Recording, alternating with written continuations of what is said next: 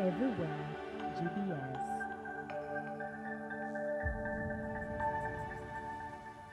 The following program has been rated GE by the Kenya Film Classification Board. It is therefore suitable for general family viewing.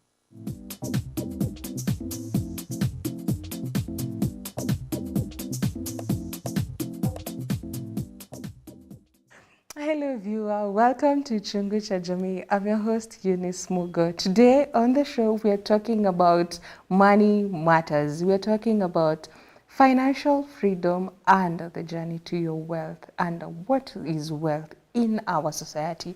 Today, I'm not alone. I have a guest with me who is going to help us to understand better about financial freedom and wealth. I will allow him to introduce himself. Welcome, guest. All right, thank you so much. My name is Steve Waweru. I serve at Centonomy as the head of learning. So what we do at Centonomy is we train people on financial literacy. So we teach you how to, one, generate an income, have money.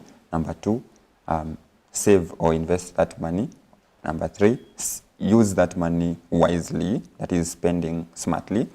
And then how to protect your wealth, because on our goals, I think everyone's goal is to have some wealth. And I think even the Bible says that you need to, create enough so that you can live to your generations up to, I think, the fourth or more? The fourth generation. Exactly. So, yeah, that's what we do. Interesting. Welcome. Thank you. Thank you for coming and honoring our invite as well. Thank you so much. Send in your question across all our social media networks. That's GBS TV Africa. Our SMS line is 21144. So, to our topic today of unlocking financial freedom and also the wealth. When you hear of the topic, what's the first thing that comes to your mind, and what is financial freedom to you? Exactly. I like how you started with that question, because I think before we look at the path or how do we get to where we want to be, the best thing we need to do is define what financial freedom looks like for me, for you, for the other person, because everyone has a different definition or idea of what financial freedom is or what wealth is. For example, for me, I like to say I want to be in a position where, number one, I have enough passive income such that I don't have to wake up to go to work in order for me to be able to afford basic things like housing and clothing and food. So if I ever get to a point where I don't have to wake up, but I know some passive investment of mine will give me income to pay for my bills, and I'm able to afford, say, medical insurance. That's an important one for me and for my parents or for my family. I'll have reached a place where I can call financial freedom. So what is it for you? I think the next thing you need to do is define what financial freedom is for you, what wealth is for you, in order to start going towards it or working towards it. Yeah. Interesting. When you say what is financial freedom to you and wealth, is financial freedom the same as wealth? Yeah, that's a good question and a tough one. So, okay, at Centonomy, we define wealth as, one, the ability to live abundantly without having to work. So the ability to live the lifestyle that you want and live abundantly without having to work. So in a sense, that is financial freedom, in that money is not an incumbent or a hindrance to achieving the things that you want to do. If you want to go to some restaurant and enjoy a certain meal, you don't look at the price side of things first. You look at this other side. When you want to, let me not do the examples. Let's say you are able to buy back your time. That is financial freedom, which is in essence, I think, is wealth.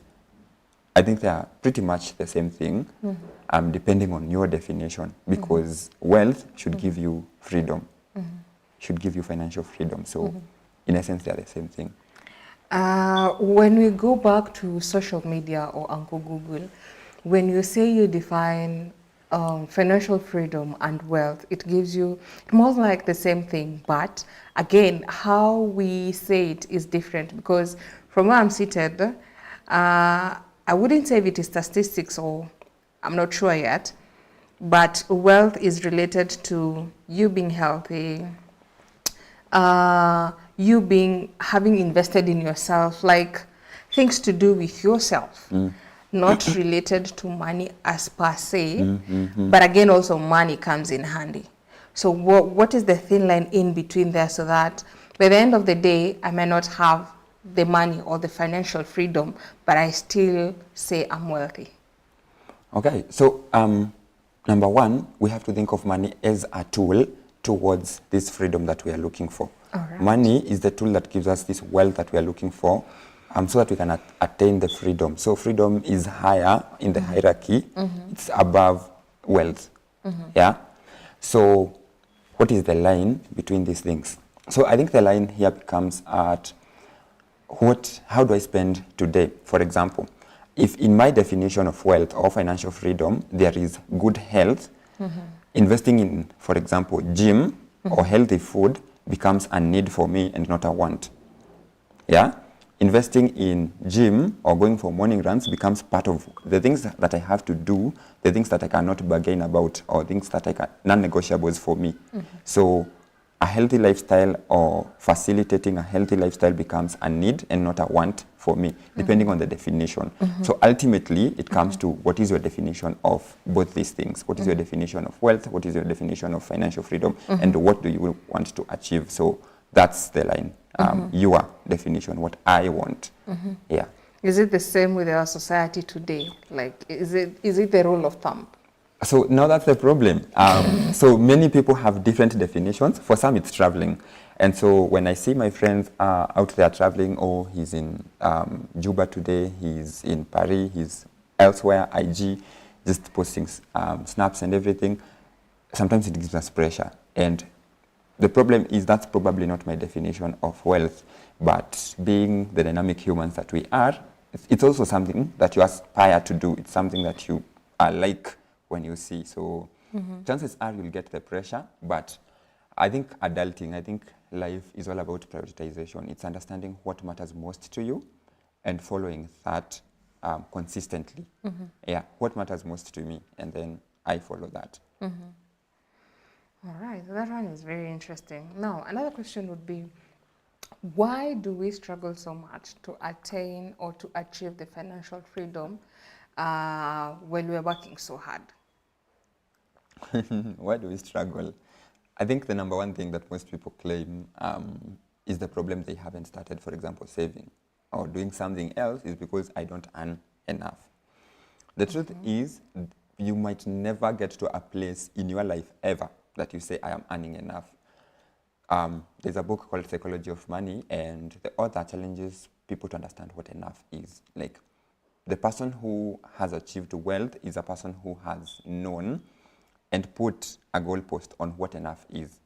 So I think the number one thing, understand what enough is for you, and then start working towards what you aspire, or the kind of life that you want to live from where you are.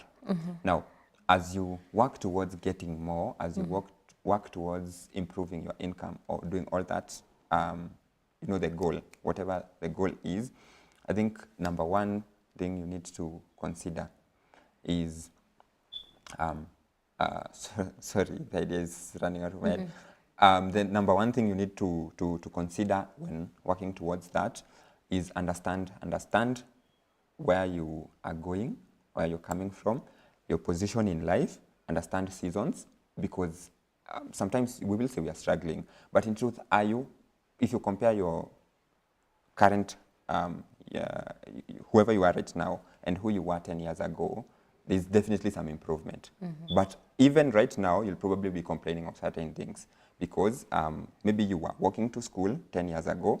Right now, you are maybe able to afford an Uber to work, but you want your own car. When you have your own car, you want a bigger one. So most of the time, it's something that's constantly moving. So define enough, then appreciate where you are.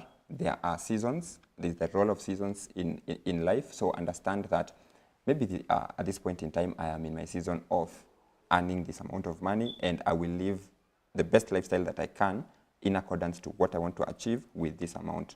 So that means spend a certain amount on lifestyle, spend a certain amount on savings and investments, and invest towards the future you as well. Yeah. Interesting.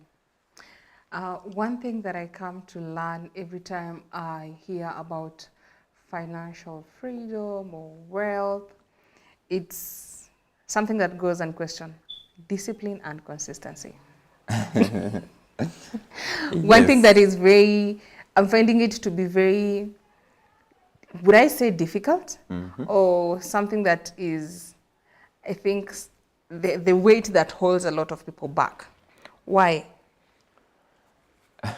I will once again reference that book, Psychology of Money. And they say 80% of how we behave with money is behavior. It is all about behavior. So discipline, consistency. That's all that matters. It's what matters most, more than like calculations, more than the percentages that people will give you, more than anything else. But we struggle with that because when making financial decisions, most of the time you're there with your peers and you want to prove to them that you're that you're paid, that you're working at this great institution. You are the host of Chungu Cha Jamii. You are mkurugenzi to them. So you have to prove certain things to people, and that's ego, the role of ego in financial management.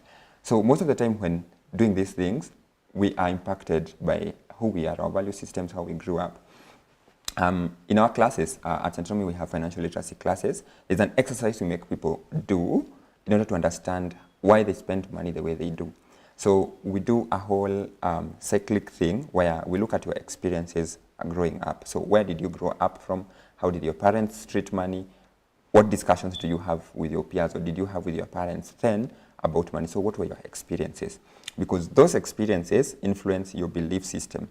So you start to believe certain things about money. For example, someone who grew up in a place where they probably saw their parents or their neighbors or people around them get auctioned because they had taken debt and were unable to pay. And then I had someone joking, and the one was joking, it's something that actually happens, that someone took a loan and then they put their house as the collateral.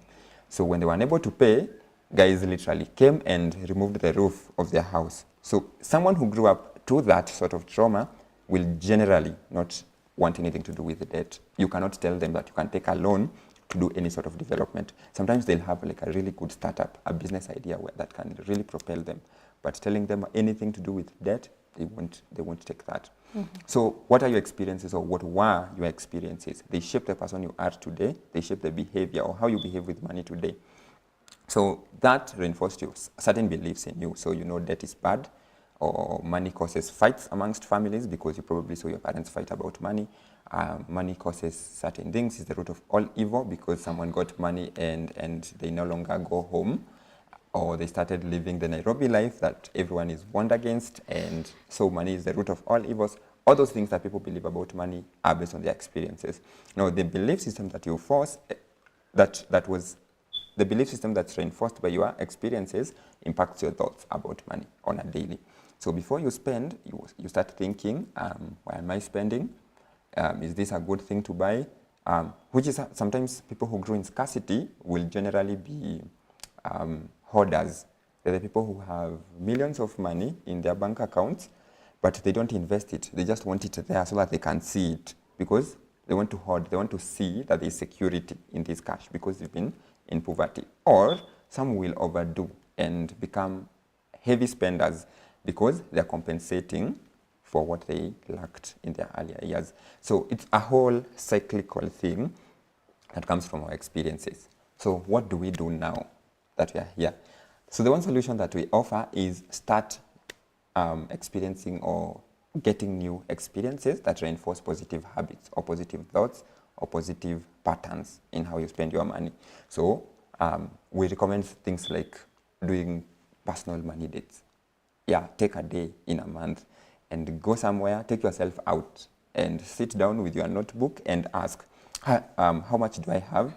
How much did I plan to use on entertainment? How much am I using on the serious stuff? Do I want to go back to school? For example, in my case, I like to ask myself, am I going for my master's? And when is that happening? And how much have I saved towards that? So it's constantly doing certain things like that. So gain new experiences that reinforce new beliefs within you so that in how you behave with your money, the whole trauma and everything starts to wash away slowly. So discipline and consistency are the most important thing, But look at the root causes of why you behave with money as you do. And then that will be the solution to that problem of discipline, that problem of lack of consistency. And when you fail, we say, dust yourself and continue. I don't want to out you, but some people said sometimes you start saving and then at some point you withdraw all the savings and eat the money that you have saved. So, number one. There's one who said, the small money that you're earning, it's not helping you. Eat it. Yeah, true. They say that. But the truth is, number one, where we save money, there's a rule we say about money. Save me today and I will save you tomorrow. So if it saved you, that day when you withdrew it, if that was money in an essence saving you, that's okay, because we save for such things. But sometimes we find ourselves in like a loop of save, then you eat all the savings, you try again, and then you give up. So I think the best thing, when you get to that point, just dust yourself and continue, because you know the goal is, for example, to have an emergency fund of up to 3 to 6 months. So I'm working towards getting this amount of money in case of an emergency. I was challenging someone, what would happen if COVID happened again and you are told not to come to work for the next 3 months? What would happen? Would you be able to pay your bills? Would you sustain your family? What would happen in your life financially? That's a tough question. What would happen? What would happen? Anyway, you said something very crucial, and also I find it to be very important, that the traumas and the cycles that you've gone through as you're growing that reinforce your habit about money.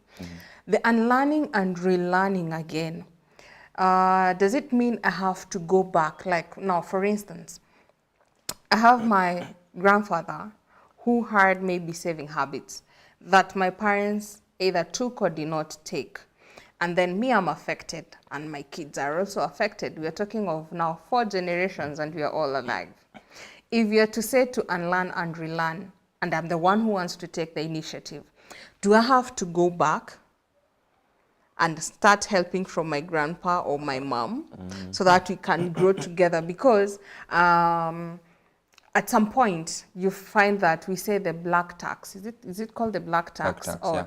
Whereby when I think of me and my financial freedom as an individual independently, I might be able to achieve something. But when I look at the people who are looking up to me, let's say my children, let's say my parents, let's say those who are looking up to me, there could be a number. Yeah. How do I bring them along in this journey so that by the end of the day, I'm not the only one who is putting up and who is doing so much effort in terms of saving and wanting to see changes, while they're not doing anything. They're just like, how do I say, squeezing me out. Yeah. And I'm feeling so drained by the end of the day, and I'm like, this one is too exhausting. These ones are, because in most of the time and in most cases, especially with your parents, you are not doing it for yourself. You say you're doing it for, like we said in the beginning, save until your 4th generation, or rather accumulate it to your 4th generation. If I'm doing it to my 4th generation, Maki, I'm not doing it for myself. So in most of the time, I end up denying myself good things simply because I want to keep for them. And whoever I'm keeping for is not even appreciating and doesn't see it. I'm like, yo, what? Did I ask you to? Yeah. It's a question you're likely to be asked. So let me put it this way. I cannot reiterate enough the importance of financial literacy in our current society, in the community. So I think the number one thing, and I like saying the number one thing, but the most important thing you need to do as far as financial literacy is concerned is ensure you expose your family, your folk, even the parents, to financial literacy education of some sort.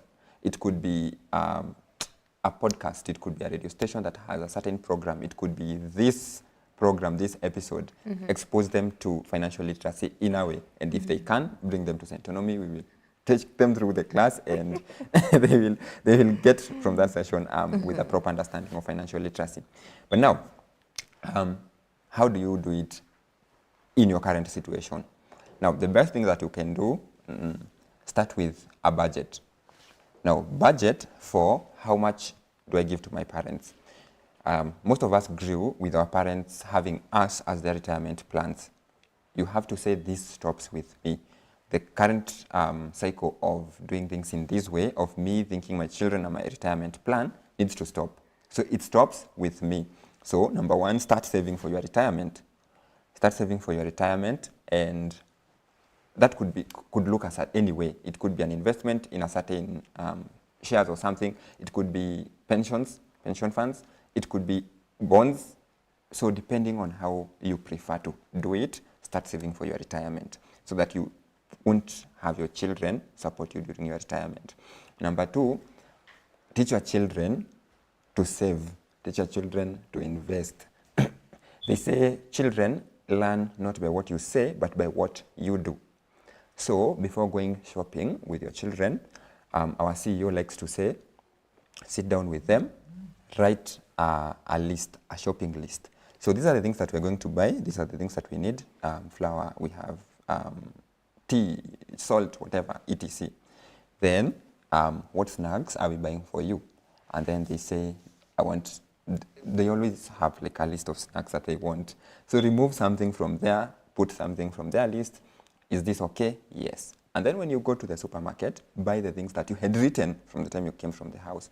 That way you're enforcing in them that, one, you should budget for entertainment. It should not be a spur of the moment decision. It's not that, oh, by the way, it's Friday and I don't have any plans. I should show up to, I don't know, where. So they need to plan for these things. You know, you plan for even the entertainment, even the good stuff. Teach them to do this. Now, unlearning is not as easy as it sounds, and it will have a lot of difficult conversations, because starting to tell your parents that, honestly, I know I'm your retirement plan. Of course, you wouldn't put it that way, but I know I'm supposed to support you in this and this and the other. But this is the extent to which I am able to comfortably support you to do this. Because you, as we said, are trying to support them, support your kids, reinforce good habits in your kids.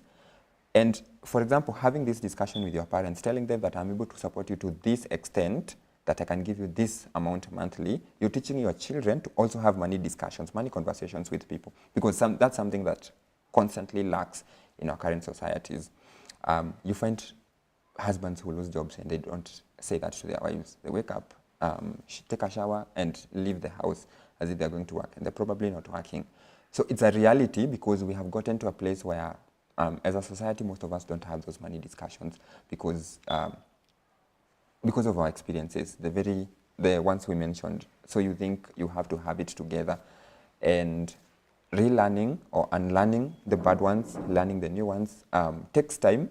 It needs a lot of intention. You have to do this deliberately. Like, get out there, do these things, however uncomfortable they feel. Because saying no to your friends calling you and saying we need to go out, but you don't have the budget for that because you're planning to take your kids out, as an example, to show them that living abundantly, enjoying life is part of what we were put on earth to do. You are not here to suffer in order to save. You can save and still have fun while at it. So it's doing those things when they feel hard, when they feel difficult, but making the decision anyway. Difficult, but making the decision anyway. I want us to take a break. Yeah. And when we come back in this sense of the tough decision and the conversation. It's very hard. Like I said, I'm going back to it again. Yeah. If I didn't have this conversation with my mom, how easy is it for me to have this conversation with my son. Or my daughter, to start with? 2, what happens, especially now where we have also, how do we say it, the single parenting. We also want to prove a point, like you mentioned, of my parents did not manage to give me a better life. Now I have to give my kids a better life than I had before. Because I had someone saying, you end up going to pay school fees way more than what you can be able to afford. You end up going out every weekend to places because you want to compensate, because with yourself you feel that there is a gap. So you want to fill in that gap. So what is the what is the math around it, so that by the end of the day, you don't end up in debt, and you also don't end up overspending, and make the smart and wise decision, also trying to tame your kids, so that by the end of the day, they don't suffer the same thing. Because at some point, we feel that we are compensating, but by the end of it, there's still a gap. The traumas that you went through thinking that you're covering, you end up also traumatizing those people that you think you're shielding. How now do you come out of that, should I call it a cocoon, so to speak, right? When you come back, we're coming to that. All right. Viewers, I hope you're learning as much as I am about financial freedom and wealth in our society today. Send in your question, interact with us across all our social media networks. That's GBS TV Africa. Our SMS line is 21144. We'll be back shortly. Where you go, I'll go. Where you stay, I stay. Where you move, I move. I will follow you. Welcome to our Bible story. Are you ready? Great! Today we are going to learn about a story about a widow of Zarephath. And he said unto him, Thou hast answered right. This do, and thou shalt live. Before I conclude, I would like us to read and see what is the will of the Father towards each and every one of us. Children, as you listen to that story, what have you been able to learn? And remember, this is Kids Mind, the Bible story. And as usual, this is where we learn, we laugh, and we explore.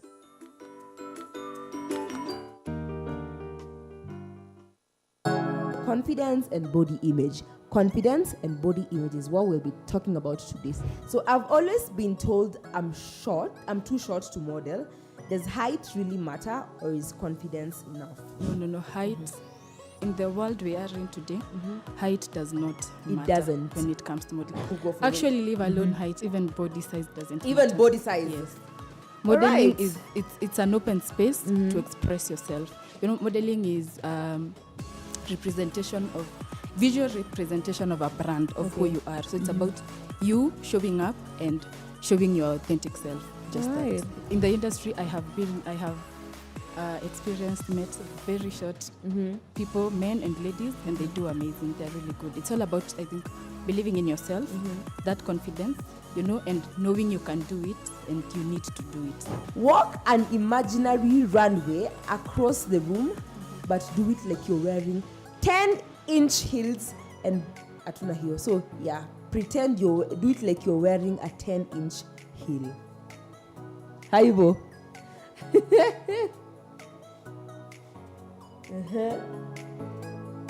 Tuende kazi. Haya, makofi kwake.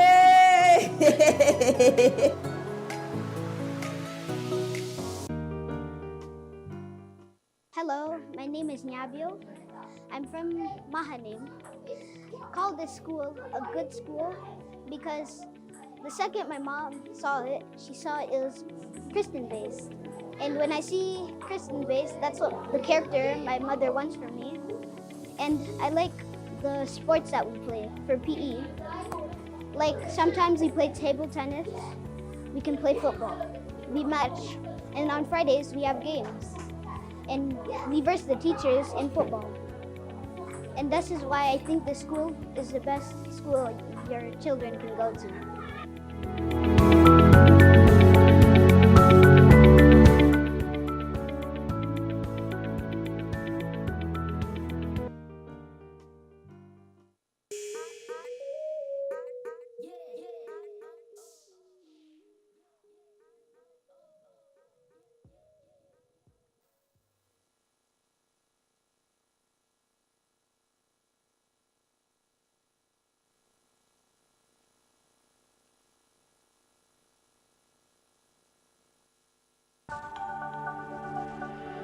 Everywhere, GBS.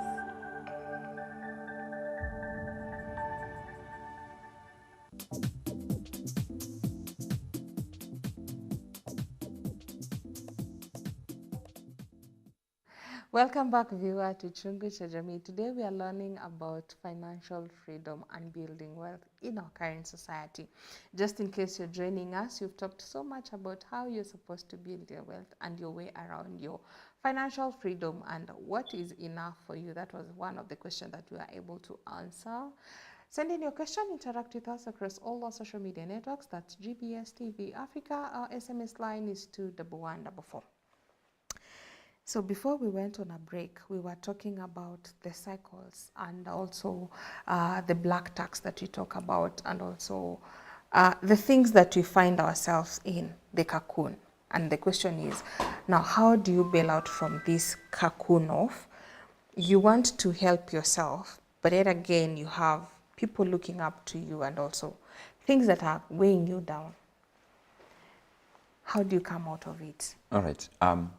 So I think that, okay, one, appreciate that it's very difficult to break a system because our society is generally right now, it has a system, a sort of system where you have to support your siblings, you even helped raise them probably, the moment you get your first job, you're starting to pay school fees for the rest. So it is sort of a system, and there's a general expectation by the society to do things in a certain way. So you have to understand, I am trying to break this system that has been there because it's not working. It's not perfect. It's not the best. So number one, I will not be my parents. My kids will not be my retirement plan. But to your parents, you were their retirement plan, and sometimes it is deserved, because they probably did their best.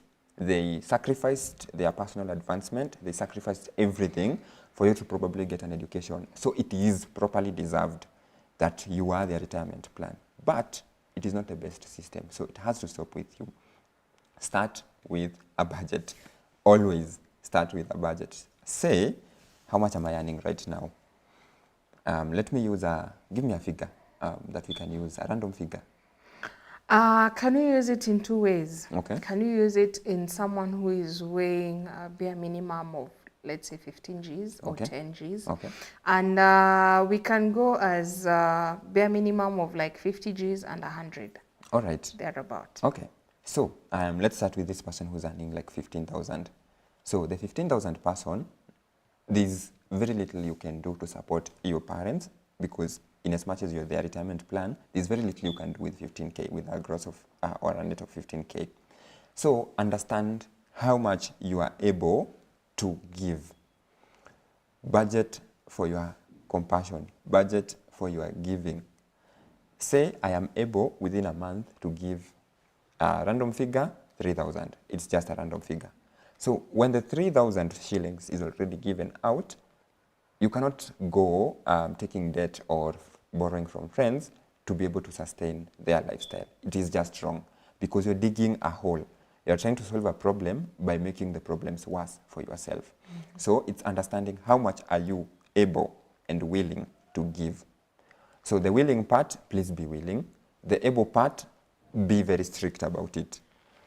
So I am able to do up to this point. Then the rest is about having a discussion, an open and candid discussion about how much are you able to give, and I am not able to sustain this because I'm also working on A, B, C, D. Mm-hmm. But we were speaking earlier, and we said the most important thing to do when you're in that position at 15,000 is to fill your cup more. There's a saying that you cannot pour from an empty cup. True. So fill your cup first in order to be able to even sustain them. So how do you do that? A good way would be, how can you earn more than the 15,000 that you already have? So what do you do after your main job? Do you have a side hustle? How many incomes do you have? If it's one, they say it's one income closer to no income. So try to have several sources of income, because one is too close to zero. So try to run away from the zero as much as you can. Yeah. So is it something that you can learn? For example, in whatever job it is that gives you the 15,000, what can you do to learn a skill that will enable you to earn more than the 15,000 that you're currently earning? So that looks like maybe going back to school, or going back to certain online courses that are available, or going to certain associations in order to learn certain skills that will give you the amount of money that will be able to sustain you and your kin. Then the discussion part. Now have a discussion with your parents that now I am trying to learn, for example, I don't know, coding or data analytics or digital media management or We any other just skill. talked everything media. Can we come back to hands-on skills? Yes, yeah, true. Yeah, you can also say you're going back to school to learn driving. You're going back to school to learn plumbing, for example. Yeah, because I know some of the people who are very highly paid, especially in the current economy, is the people who have those skills, plumbing, hands-on skills, things that are they're the movers of the nation. If you think about it, they're the people who build your roads, they're people who make your house work the way it does. So there's a lot of money there. So learn a skill, learn something that will earn you more income. Then have a discussion. Tell your parents what you can, what you cannot. Tell your friends what you can, what you cannot. And ego will most likely come here because you want your mom to walk with a certain handbag because the other women are doing it, because their sons bought it. The sons you went to school with have probably given them as gifts, so you also want to match up. Resist that as much as you can. I know it is hard. It is very hard, but resist if you can. Because you cannot solve a problem by getting into more problems. You cannot help your parents with that small income. You have a big one. Let's talk the 100 example. So how much, again, the same process, how much are you able and willing to give? Decide that. Then if it's past that or beyond the level that you can comfortably, just have the discussion. Be open to that. To having that discussion and tell them, I am not able to do anything beyond this because A, B, C, D. And our founder, her name is Washek Ndwati, who's also that the book says, no is a complete sentence sometimes. No is a complete sentence. I don't have the money. No, I am not coming to that party. No, I will not be traveling to Shags this December holiday because I don't have the fare. You know, those stories that we hear of people overstretching their December budget and then in January, tunaanza kulia in January. So it's a pattern that needs to break. It's not hard. It's not easy, but it has to happen. Yeah. Interesting. And no is a complete answer. Yeah, no is a complete answer. It's a complete sentence. It's a complete sentence. Yes. Interesting. I should take that into consideration. You know, you only hear no as a complete sentence when it comes to relationship issues. And when you want to save yourself from some trouble, yeah? Coming back to our discussion, let's talk about education and mindset. What is the education? At what age should we start learning about money matters? The consistency part. We say monkey see, monkey do. Our children see how we spend, how we do, so that they are able to do it. We have already agreed of how to unlearn and to break the cycle of life and the black tax and everything. Now, the education now that you're supposed to enforce to our children so that they can now, we're starting to break the cycle from me. So I have to instill the same values to my children so that it can now trickle down the tree, right? And the mindset around it. What is the mindset? I've been able to see, we call it I'm forgetting the name. These challenges that you're able to see, a small child, you're giving him or her something that she like or they like and telling them, don't take until I come back. Oh, okay. You disappear for quite a while. We call it I'm forgetting the name. Yeah, but I see different challenges, right? Yeah. Giving them what they like. You can call it the chocolate challenge. Yeah. You give them a chocolate because you know they like a chocolate. You tell them, if you don't eat it, I'll give you 2 bars of chocolate. If you eat it, you only have this one. Yeah. And the others go with also money. Also okay, I want to combine it with 2 now that I mentioned about money. We also have children who are brought up knowing the banana theory. A monkey knows a banana, doesn't know the value of money. If you ask a monkey, do you want money or banana? The monkey will choose a banana, won't choose money because it only knows banana. It doesn't know this money will buy a lot of more bananas.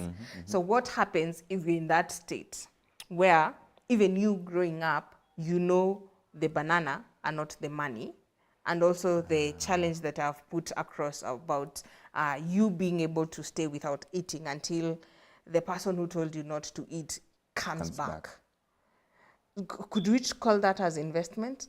I look at It it sort as of that, but is. again, it has yielded a result, but so how do we nurture that to be a strong mindset that will yield fruits later? Maybe to comment on the challenge first, we live in a very consumerist society. Everyone is telling you, every ad, every communication from the media is telling you to spend your money. So everything is pro-consumerism. Save to buy this. Save to buy this, or earn money, come to our spa, come to our hotel, buy this shoe, buy this book. So it's pro-consumerism, a society that's pro-consumerism. So it's very important to teach children delayed gratification, which is what that challenge does, which is one of the most important skills you can ever learn as far as financial literacy or financial management is concerned. Delayed gratification, saying, no, I don't have to spend this money today. I don't have to have that shoe today. I don't have to have that whatever thing is in fashion at the moment, right now. So saying it doesn't have to be now, I can do it later. So what that teaches that child is I can save this money. I don't have to buy that shoe, that TV, that new phone right this moment. I can wait a little longer so that I prioritize more on the more important stuff. And then when the time comes, I'll be able to afford this quite easily. So delayed gratification is an important skill to learn, especially when it comes to kids. So yeah, the challenges could be it could be when they request for something, go buy it, then tell them we will do this on Saturday after we finish our homework. Then see them wait till Saturday to enjoy that chocolate or to enjoy that thing. So avoid the whole instant thing. So one of the things that I think has been a problem, especially with millennial parents. You don't have to shout. Yeah. So most of them grew from parents who are generally conservative and they didn't have the best of lives. They I don't want to say suffered, but they didn't have a soft life. Yeah. So when they became parents, they are the Akina Mama Liam, they want to give them a soft life. I lacked this, so my kid cannot lack it. So if Liam wants a sweet, Liam gets a sweet. Liam wants a chocolate, he gets a chocolate. He wants. So the problem is it reinforces a mindset that believes, I want this, I have to get it now. You've heard of terms like microwave generation, people who lack patience. And in discussing mindset, there's a value of discussing long-term versus short-term in terms of investment and saving. So you have to think of things as long-term, because most of us want to put money here and see a return tomorrow. It doesn't work that way, and that's why people are falling into scams. You've heard of those, especially the crypto scams. Bitstream, people are lied to, oh, we have this amazing opportunity, please come invest with us and you'll get this amount of money back. You put your 20K, you get 10K maybe in a week, you see this is it. You sell at a shamba, or some people have been had to have like withdrawn money from every other place they had put money market. They just go take that money and put here. And then you try to open the app 3 days later and there's nothing. It's error 404. Your whole livelihood has disappeared just like that, because we have become a people who are microwave generation. So we want the same to happen with our investments, with our wealth generation. So long-term versus short-term, it helps to teach our children that. Then monkey do, monkey see. With children, it's not what you say as much as what you do. So I think that needs to start with awareness. So who are you when you have money? Who are you when you don't have money? Are you just snapping in that family when you don't have money? Telling them to go sleep, enda mkakae na mama yako, enda mkakae na baba yako. You don't want them anywhere near you. So you're starting to reinforce that money is what shapes the mood or the happiness of that family. They become dependent on money, for example, to be happy as a family. So it's starting to teach them that it's not money that makes us who we are. We are who we are, then money only supports or helps us with certain things. So how do you behave with money? It means doing some things that you probably wouldn't do as a single person, but now because you have some people watching you, your kids, and you want to teach them certain things, as I had mentioned the example of doing a shopping list. before going shopping. And then when you get there, despite the coloring or how enticing that new thing is, the shiny object syndrome is, don't allow it. Yeah, you say, we had said chocolate, doesn't matter how good this balloon looks like, you are not taking it home. Maybe when I ask you next time when you're shopping, you can say that and you'll get that. So you start to reinforce certain habits in your children. Then there is the whole earning thing. Sometimes I've seen parents who have reward system. When you do certain chores, you earn a certain amount of money. It's not a lot of it. And there's a whole debate. And I don't want to talk about parenting. I was heading there. I don't want to. I'm taking my water as I'm waiting for you to comment, because I was having this conversation with someone about rewarding, the reward system. Mm-hmm. When you listen to people who have done it successfully and it's working for them, you really look and you really want to emulate them. But let's go back to our vintage parents. Yeah. Yeah? We can't forget them. We applaud them and appreciate them. Yeah. Tell them why you should pay your daughter for cleaning the house. Ati, Mom today cleaned the house, so you have to pay. You owe me 100 bob. What? Did I raise you like that? Because it trickles down to when they go back to their grandparents' place. Yeah. When they go to their auntie's place and they're like, I get paid to do dishes. You're not paying me, so you can stay with your dishes for all I care. So I think it comes with the parameters with which you've communicated about this chore. So put it this way. I'm not paying you to do a chore. I am paying you for certain things. So I've seen examples where people said, I don't pay them for the usual things that they should do. For example, it is sort of their responsibility to clean dishes because they have eaten using those dishes. But there are those, they're not normal chores. For example, cutting grass, as an example. And that could be Cutting also part grass, of things that washing is my normal. car. Washing But your then car, again, exactly. by the end of the day, so unataka kubebwa na hiyo gari. Unataka kubebwa na gari chafu. So bro, osha gari bila kelele. And it's okay because you're teaching them responsibility as well. But if you want to attach a financial aspect to it, say this is not something we do. I am not paying you, or I will not be paying you anytime you wash dishes. But for today, after doing these dishes, I'll pay you a certain amount. For example, say there were guests. So the dishes are more than they usually are. So clean today and then I'll give you. And it doesn't have to be the whole 500. It could be a small amount and then they can accumulate over time. There's one celebrity that I saw back in the day saying that they wanted to teach their children in the same way of financial freedom because different people see it different way.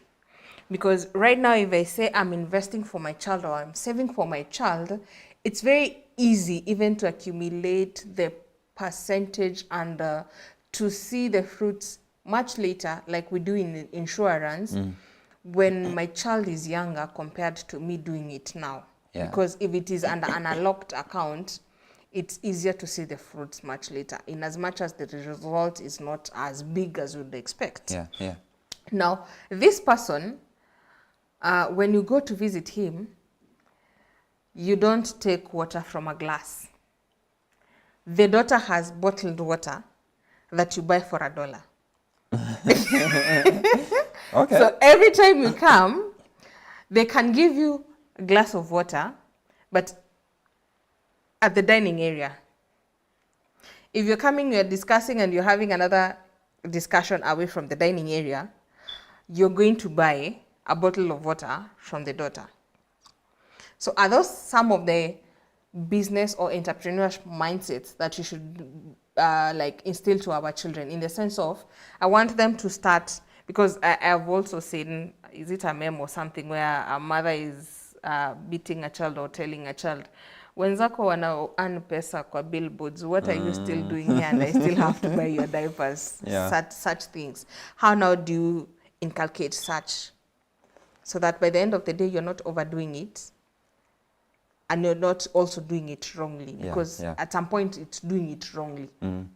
So let me say this before I go on, is I am not a parent, but Umechoma. no, sijachoma. I'm saying this in this way. Okay. I may not be a parent, but with in my 4 years at Autonomy, I have interacted with parents, and these are discussions we have on a daily. Okay. So it's something that comes up from time to time, and that's the authority with which I am saying this. All right. Now, teaching children is all about our value systems. Now, your value system, financial aspect of the value system is just a small part of what you want to teach them as a whole. So what is the value system you want your child to grow up in? Now, when you teach your child that, for example, they can be selling water to your guests at $1, that's kidogo money, it's not a lot of money, so it's perfect. No one would complain. But, and by the way, I need to add, you're teaching them. No one will complain. Assuming you're my guest, Yeah. you come. What are you going to have? And then I'm telling you, for a glass of water, you have to pay me $1. Yeah, that's what I'm coming to. That's what I'm Okay. coming to, because you've taught that child the importance of entrepreneurship, that you need to look for opportunities and monetize them. Provide a solution and get money by doing it. However, you risk teaching your child that everything is about money and removing the aspect of certain things are free, certain things we do for our guests, certain things we do for our friends, certain things we do for family without necessarily expecting a monetary return from them. So it's about asking, like, what is the exact value? What is the exact life skill I am teaching this child by doing this? So do you think maybe money would be it, or would that system have worked better if, say, the parent does the buying for the family? So such that it's not the guest buying, but the mother buys from the child. So say, Yvonne, you're in charge of water, so you'll be selling water to us. So it's your job to know when there is no water, to let me know when we need to call for a refill, etc. But then the mother now buys at $1 for my guests. Yeah.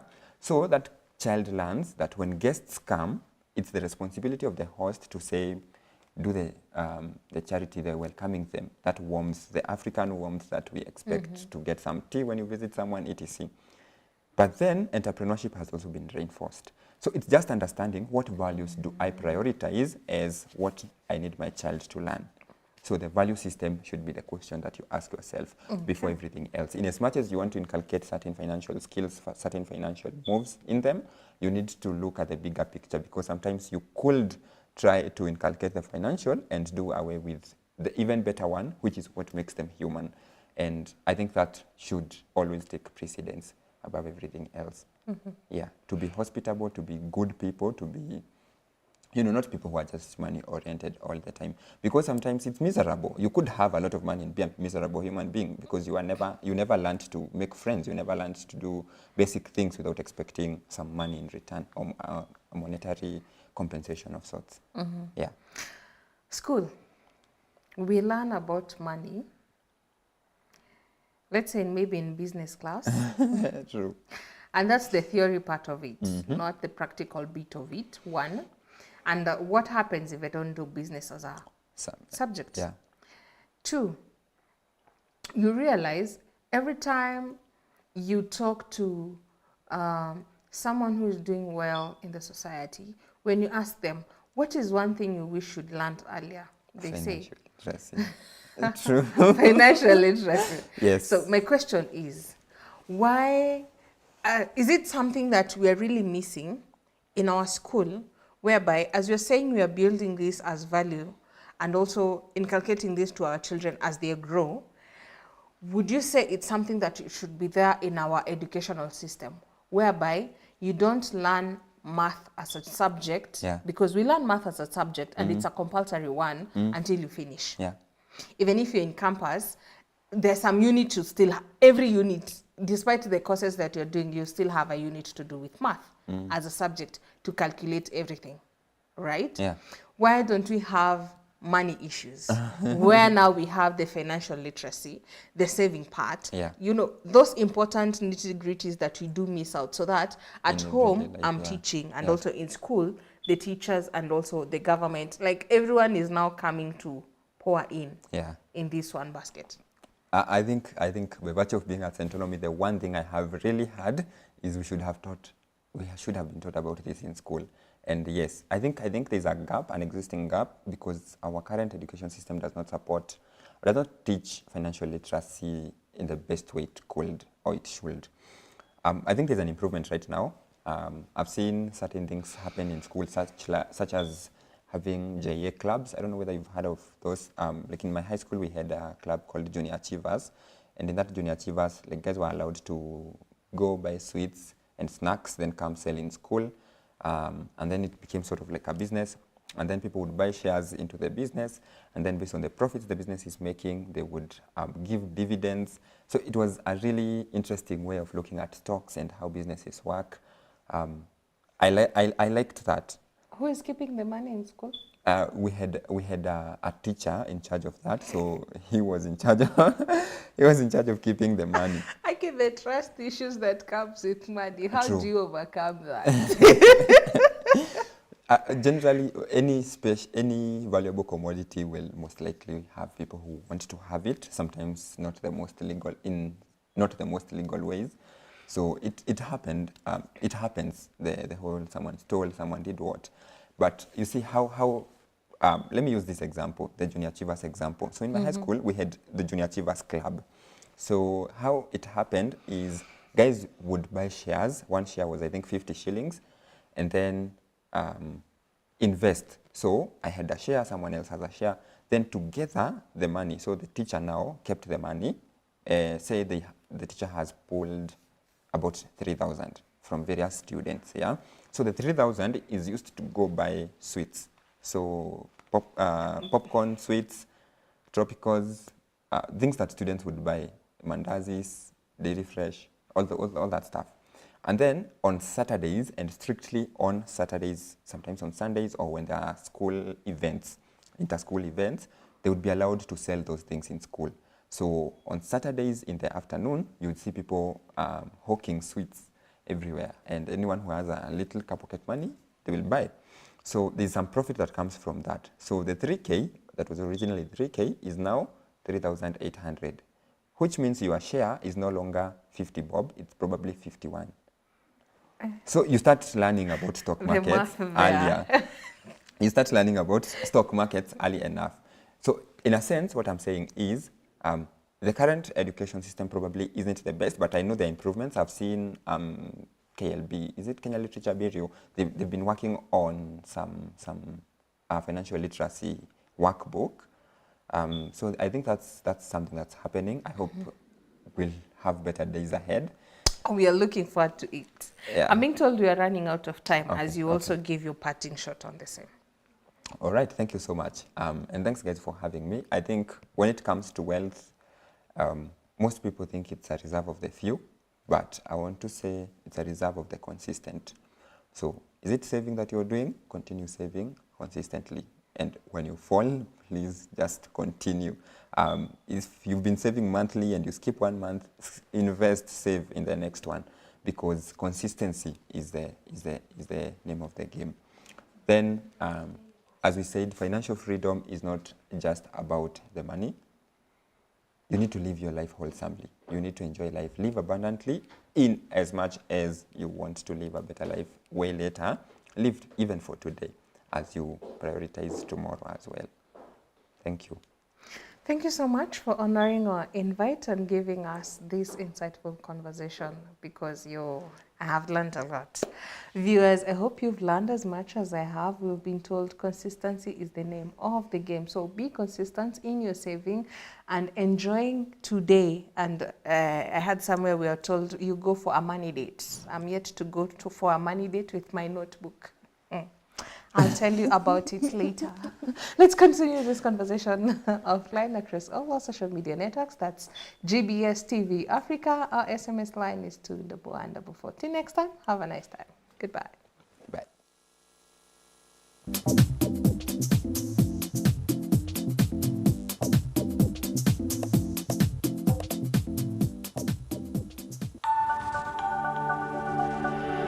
Everywhere, GBS.